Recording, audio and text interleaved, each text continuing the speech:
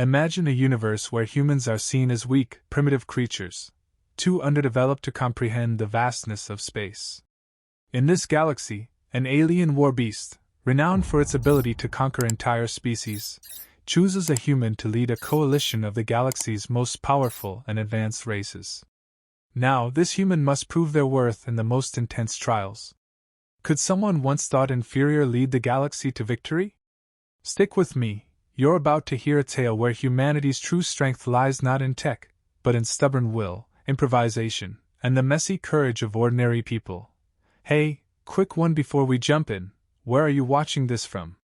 Drop your city or town in the comments. It's always amazing to see where everyone's tuning in from. Far across the Andromeda swirls, beyond mapped corridors and disputed trade lanes, a dead planet held the echo of 1,000 fallen empires. Skeletal spires pierced ashen skies. Smashed arcologies had been returned to dust. This place had been a crossroads. Now it was a monument. Kreshvak moved through that ruin like a tide of muscle and shadow. He was older than many maps, broader than the mast of a cruiser, heat haze flickering along ridged scales. He had arrived with no heralds and no slaves, only purpose. Where his kind had once been a name that called for retreat, this time he sought not ruin but an answer. He sought a leader. Word traveled. Flags were hoisted in council halls and envoy wings deployed from orbital arches. The Zalkaran lords, draped in remnant trophies from 100 conquests, exchanged knives of opinion. The Alolan scholars convened simulations and pored over probabilities as if the universe might be coaxed into a single tidy truth. The verdant generals spat derision and made wagers.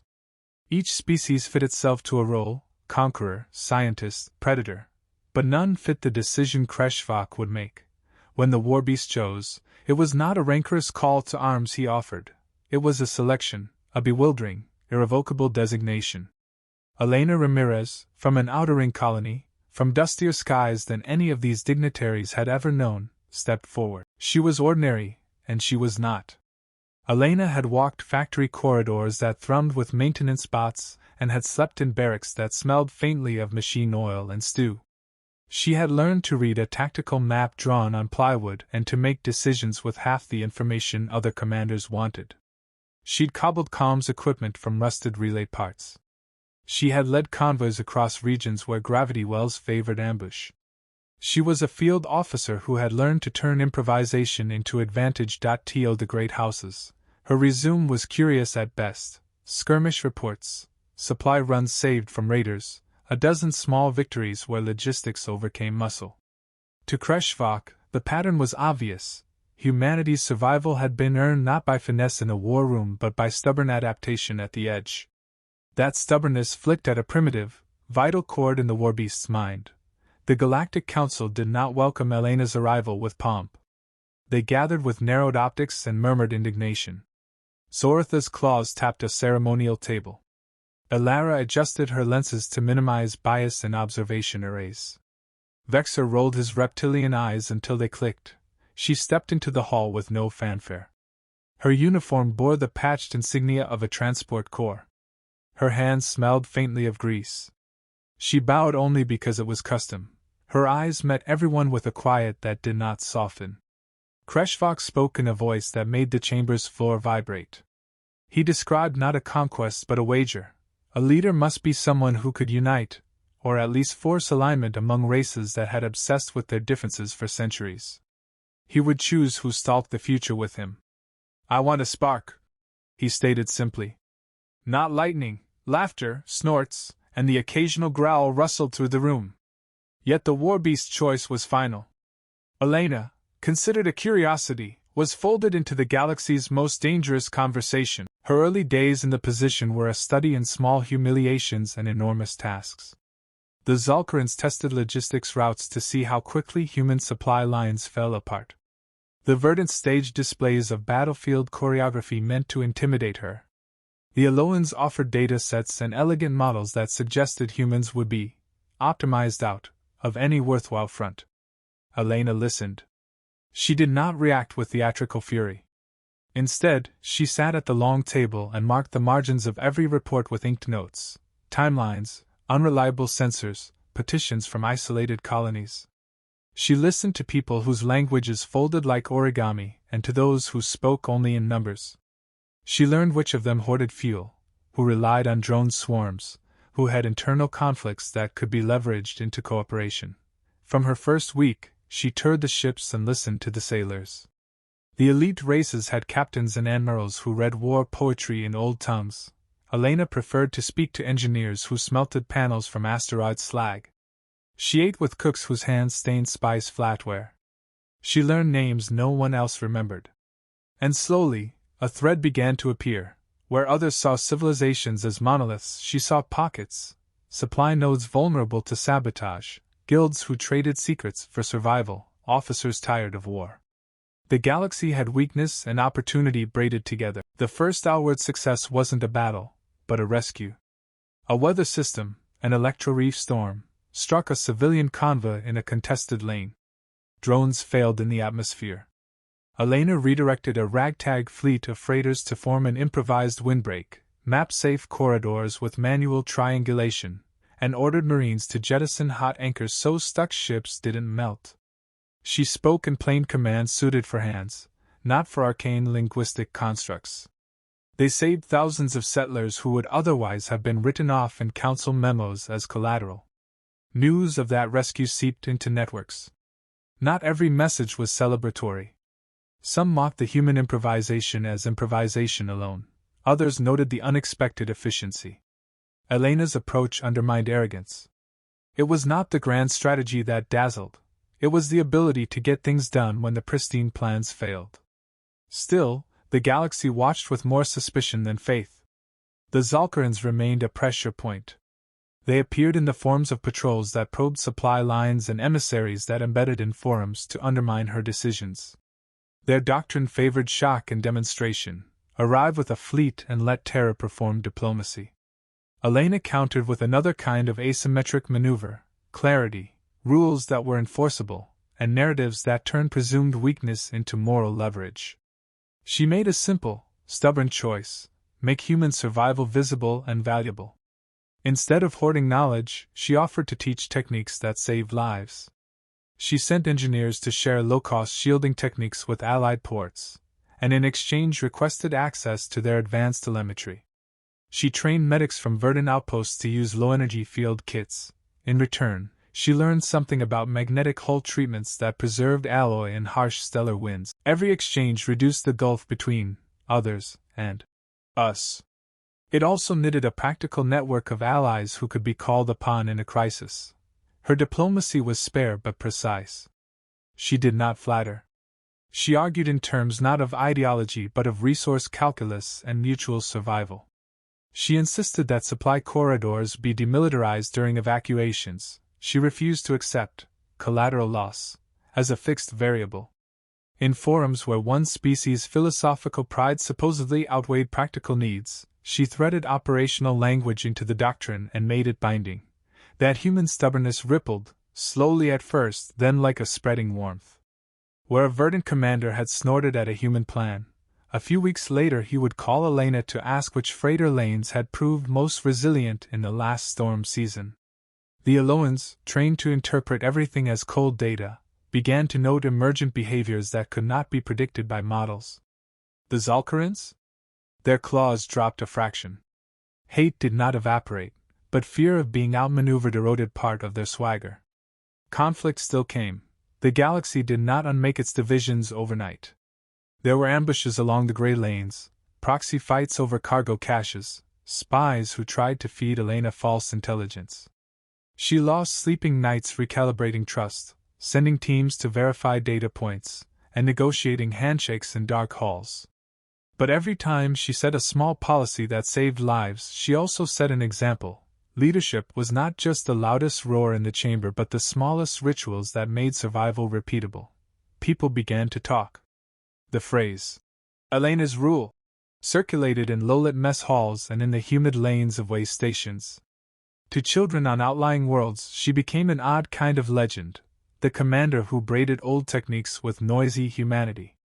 She was not infallible. She made painful choices and she watched whole convoys burn because of a bad calculation. Those losses were recorded in her mind like stone. They taught her prudence and humility. Kreshvak watched quietly from the perimeters of command. The war beast had not expected human leadership to be pedigreed with laurels. He expected grit, and he found it. Strength, he saw, was not always a matter of teeth.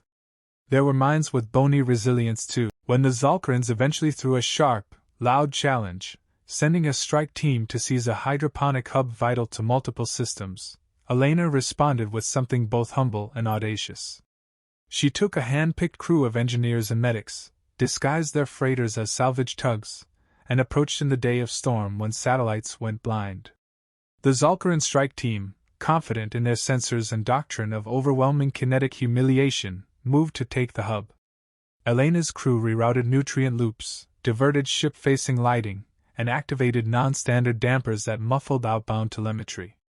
What looked like a simple seizure became a trap. The strike team found itself stranded in false hull geometry and navigational silence. Elena's forces closed the necks of the jump lanes and isolated the trainers. The result was precise and surgical. The Zalkaran force pulled back rather than escalate into the wider conflict they feared. It was a tactical victory, yes, but its true power was symbolic. It showed the galaxy that a species whose children once crawled through mud and learned hand tools could think in the messy currency of live operations and win without grand armadas. The victory did not humble the Zalkaran councils overnight, but it did puncture arrogance and shift the narrative. Elena's name landed in the lexicon not as a curiosity, but as an operative principle, pragmatic leadership in a universe that insisted on theoretic supremacy. There followed a time of fragile consolidation. Elena used the breathing room to formalize shared doctrines, evacuation covenants, mutual aid agreements, and a code for neutral corridors during humanitarian operations. Not everyone signed. Some monarchs of trade empires argued against shared liability. Some weapon lords feared the restriction of their reach. Elena handled them the way she had learned to handle every problem, by fragmenting the issue into smaller, negotiable pieces and finding practical benefits for reluctant partners. The council chamber, once a place where mockery echoed, took on a different tone in Elena's tenure. Representatives still argued, but they did so in a smaller register. They negotiated terms that would have been dismissed as impossible before. They began to see payoff in mutual approaches that saved repair cycles and decreased supply loss. One night, the most unlikely moment of human validation arrived quietly.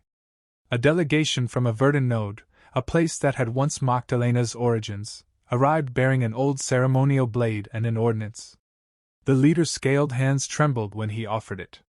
"You have proven a new kind of strength," he said in a voice rougher than silk. "I traded this as a token for your people's bravery during the storm on the Nereth convoy." It was a small token, especially in a galaxy where empires traded worlds for grudges, but it revealed something Elena had not expected. Respect could accumulate like slow rainfall. Kreshvak's final satisfaction was not a roar but a ripple in his posture. He had gambled on a species that had seemed ephemeral in the councils and found a leader who turned scarcity into currency. That wasn't mere luck. It was an art of survival that leveraged the humanity he had once thought merely a quirk. When the full scope of Elena's work became visible, when maps of secure lanes and neutral ports, of repaired sensors and shared medbays were spread across the council, there was a practical hush. The galaxy is not easily changed, and inertia remains stubborn, yet Elena's methods had built durable systems that could not be unstitched by a single retreating fleet. She did not rest on laurels. New threats from beyond the mapped borders, rogue fleets hungry for chaos, and political factions who resented a human's growing gravitas continued to test the coalition. But the architecture she had created, small, enforceable rules, visible mutual benefits, and a web of engineers, medics, and logistic coordinators who now trusted one another, held up under stress. It proved resilient. When the council reconvened to formalize a new charter, one that would grant humanity a lasting presence at the table, it was not a moment of theatrical coronation. There were no trumpets. The chamber filled with the practical sounds of business. Elena stood at the edge, not as a conqueror but as a representative for millions who had never wanted glory, only the chance to survive and thrive. She spoke of the people who had taught her resilience, the medics who stitched under lantern light, the captains who navigated by gut and star, the cooks whose hot broth saved lives. Her language was direct, and it carried weight because it was grounded in labor rather than theory. Kreshvak's shadow fell across the hall as he spoke, and with that presence came a weight the council acknowledged. The vote was not unanimous. Old grievances weigh heavy. But the charter passed by a margin that surprised even its quiet proponents. Humanity would no longer be a dismissed relic in a dusty file. They would sit at the table, their voice counted and recorded. Elena left the chamber that day feeling the exhaustion of someone who had repaired a net and then immediately checked for tears. The work ahead remained. There would be new fronts, new treacheries, and the weary calculus of politics. She had not sought grandeur, she had sought a future. Her people would now have a better chance. She walked through corridors where children of mixed lineage, human and verdant, Eloan and Crustari, played in the shadows of banners. She thought of the long nights spent listening to engineers curse, and then laugh when a stubborn relay finally held. She thought of Kreshvak and how an ancient predator had been the blunt instrument of a simple gamble, bet on resilience over pedigree. There is a strange justice in survival. A species that once fitted the margins of maps now fit into the center not because they had snatched it with cleverness alone, but because they had built something that others could not ignore, a living system for living people.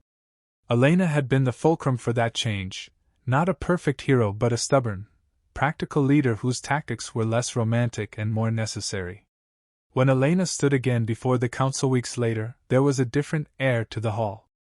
Representatives moved with a briskness born of recent crises handled and small victories stitched together. The Zalkaran delegates still held old grudges, but their words had lost some of their lethal edge. The Eloans continued to calibrate their models to include messy variables. The Verdants no longer dismissed human tactics outright. Kreshvak, enormous and patient, rested his head near the viewport and watched a band of human-run freighters slip through a lane his scouts had once declared hopeless. He turned his head and regarded Elena with a look that was almost, by whatever approximation their species could allow, approving. "You have changed the rhythm of this place." He rumbled once, low enough that the hull hummed. "I did not expect patience to be such a weapon." Elena allowed herself a small smile. "Patience and necessity," she answered. She thought of engineers who welded panels by candlelight, medics who trekked hours to deliver vaccines, captains who gambled their reputations on innocuous salvage runs. She thought of the colony kids who would, decades from now, draw maps without thinking about borders because the corridors would be safer. The charter cemented new commitments, shared emergency protocols, humanitarian corridors, and a council mechanism that required transparent audits when lives were at stake. It was far from a utopia, and Elena knew it. There would be days when the treaties frayed and diplomats would argue like hungry beasts. There would be nights when she would be awake, turning over lost convoys and burned bridges in her mind. Leadership is a series of small remediations stacked until they form something that resists collapse. But for now, she stood with Kreshvak and something like pride filled the spaces between star-worn faces. Humanity, once relegated to footnotes in Xenohistory, now had a voice that mattered when the great engines of policy turned. Elena had not rewritten the galaxy overnight.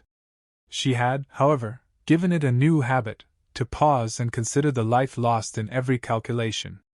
She had taught an ancient, violent midspace the value of human stubbornness. That stubbornness, as it turned out, could be organized. She looked out at stars and thought of the fragile settlements closer to her original world, the ones she had left behind and whom she had pledged to protect. The charter meant more boots could step across the dark with less fear. It meant more workers would be able to build without always counting the cost of a raid. Her journey would continue. There would be more calls to answer, more midnights spent mapping risk and patching diplomacy. But the coalition now moved with a rhythm that included repair and rescue as first principles. If the galaxy had once assumed humans were an archaic footnote, now they were an active clause in the sentence of interstellar law. It was a fitting twist. A species who had learned to survive on scarcity had taught a galaxy of abundance how to keep what they valued alive. And so Elena Ramirez continued to walk corridor and port alike, part commander, part student of people, part stubborn craftsman of agreements. Kreshvak remained a sentinel at her shoulder, an unlikely patron given to blunt observations and simple satisfaction. The war beast had made his gamble, and the returns were not victories countable on any ledger but vital in their quiet persistence. And that's the story of how a human, chosen by an alien war beast, nudged a fractured galaxy towards something steadier. Not with miracles or deus ex machina, but with stubbornness, practical fixes, and the stubborn kindness of people who choose to save one another in storms. If this tale hit you, like and subscribe for more human-first stories. Tales where people surprise the universe and themselves. Where are you watching from? Drop your city below. Thanks for staying with the story. See you in the next one.